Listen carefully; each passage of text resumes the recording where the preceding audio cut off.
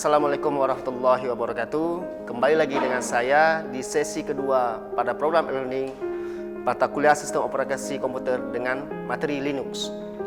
Oke, kita tadi sudah membahas tentang sejarah Linux dan segala macam. Kali ini kita akan coba menginstalasi Linux tapi dengan software bantuan. Yaitu kita di sini kita menggunakan firmware. Kita download dulu firmware di browser kita masing-masing. Kita cari firmware, tinggal download aja di Windows, tinggal next aja. Setelah itu, setelah buka firmware, kita akan menampilkan format-format gambar firmware. Ada file, ada edit, view, VM, theme, Windows Help. Di sini banyak menu-menu yang akan kita gunakan, tapi karena kita hanya mencoba instalasi Linux, jadi tidak semua menu yang kita gunakan. Mungkin hanya file dan edit view aja. Next. Selanjutnya kita pilih jenis virtualisasinya. Ada mode-mode virtualisasi, ada typical, ada custom. Custom itu untuk lebih advance. Jadi kita hanya tinggal next saja, kita pilih typical. Jadi kita next-kan aja, lanjut. Kemudian kita ambil image Ubuntu yang akan kita instalkan di image kita, yang akan kita instalkan di komputer kita. Kita pilih Ubuntu di file directory Windows kita. Setelah itu kita next-kan aja, lanjut. Kita isi full name-nya, full name user untuk Linux kita. Ada Linux Mint, ada Linux Ubuntu, jadi kita pilih full name. Full name-nya apa kita isi, terserah masing-masing. Username-nya juga, password terserah. Lanjut. Kemudian kita beri nama file virtual OS-nya. Lanjut. Kemudian kita atur spek hardware virtual, misalnya RAM, hard disk dan sebagainya. Kalau RAM yang dinamakan, kalau kita install Linux, di RAM itu namanya swap. Jadi swap itu kita install Linux, kita harus kasih memori sesuai dengan laptop kita. Kalau laptop kita RAM-nya 2 GB, kita harus kasih lebih 2 kali lipat. Misalnya RAM 2 GB, kita kasih swap untuk Linux 4 GB. Begitu sebaliknya, kelipatan 2. Jadi hard disk kita terserah kasih berapa. Minimal, kalau saya biasanya, saya kasih minimal hard disk 10 GB. Next. Ini proses instalasinya sudah berjalan. Kalau misalnya tidak terjadi error kita instalasi di virtual, tidak akan menampilkan gambar seperti ini. Yang proses menunggu instalasi ada, pertama dia menampilkan home-nya, nampak proses instalasi, ada instalasi sistem di situ, dia baca partisi, dia format partisi dulu, kemudian next. Ini sudah instalasi kita sudah selesai. Yang tadi kita sudah nunggu tadi, kita tunggu aja. Setelah tunggu kita akan menampilkan proses seperti ini. Ada username, ada password, username dan password yang kita isi waktu kita setting di firmware. Ini file explorer di komputer Linux.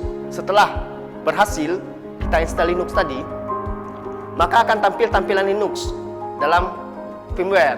Jadi ketika kita buka Linux, kita buka Windows saja, kita buka aplikasi firmware, kita buka Linux, ada berkas Linux di aplikasi firmware, kita buka saja karena sudah kita setting sebelumnya. Jadi kemudian nampil dia seperti ini, nampil file directory di Linux. Yang tadi ada file sistemnya sedang berjalan waktu instalasi Linux tadi, sudah nampak semua karena sudah berhasil kita install Linux. Dalam contoh ini saya instalasi Linux di komputer saya. Jadi temanya disesuaikan dengan tema komputer kalian. Ini ada macam-macam, sama seperti Windows. Di Windows ada juga aksesoris, ada games, ada grafik, ada Office juga. Nah, Office yang ada di software Office yang ada di Linux dinamakan dengan Open Office. Kalau di Windows namanya Microsoft Office, tapi kalau di Linux namanya OpenOffice. Kemudian ada Excel, ada Word, macam-macam. Tapi lebih kita install di Linux. Kita install Linux, misalnya tidak nampil Excel atau Word atau OpenOffice tidak nampil, kita install di terminal. Seperti yang saya jelaskan tadi, kita harus mengetahui kode-kode untuk menginstal. Nah, ini juga ada software untuk browsing. Di Windows ada Chrome, di Linux juga ada Chrome. Ada Mozilla Firefox, ada Opera, ada Internet Explorer. Bisa juga kita menggunakan Wine. Jadi Wine itu adalah aplikasi Windows kita install di Linux. Misalnya Microsoft Office. Microsoft Office kan tidak mendukung sistem operasi Linux. Tapi kita bisa menginstalasi Wine, kita bisa menginstalasi Microsoft Office di Linux dengan bantuan Wine. Jadi kita install di terminal, kita bukakan terminal, kemudian kita ketikkan sudo apt-get install Wine, enter, tunggu saja, sudah terinstall Wine. Kita install aplikasi Microsoft Office di aplikasi Wine. Next.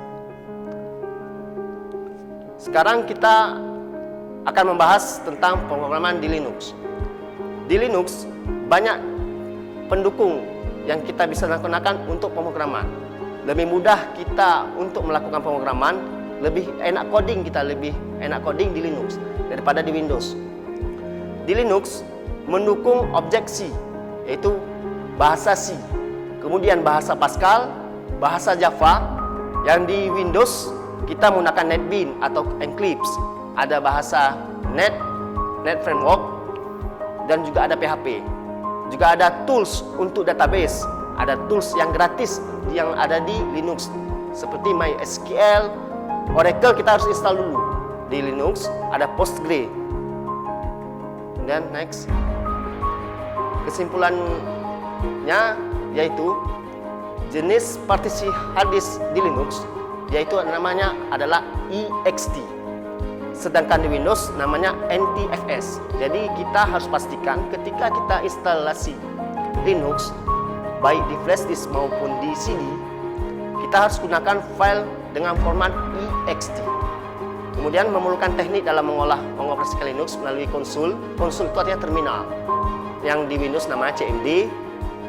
Kemudian software Linux cukup lengkap dan satu paket dengan penginstalan OS. Di Linux semua penuh dengan inovasi dan pengembangan. Kita bisa buat binder, kita bisa buat pemrograman, aplikasi, jaringan kita setting bisa dari awal. Dan kemudian tampilannya tidak itu aja. Tampilannya bisa kita percantik. Tidak seperti di Windows kita susah untuk mempercantik tampilan. Di Linux cukup kita install software apa saja, bisa kita mempercantik tampilan di Linux sesuai dengan keinginan kita. Baik, sekian, terima kasih untuk sesi kedua ini dengan sistem operasi Linux. Oke, jangan kemana-mana, kita break dulu. Kita akan lanjutkan setelah iklan-iklan berikut ini.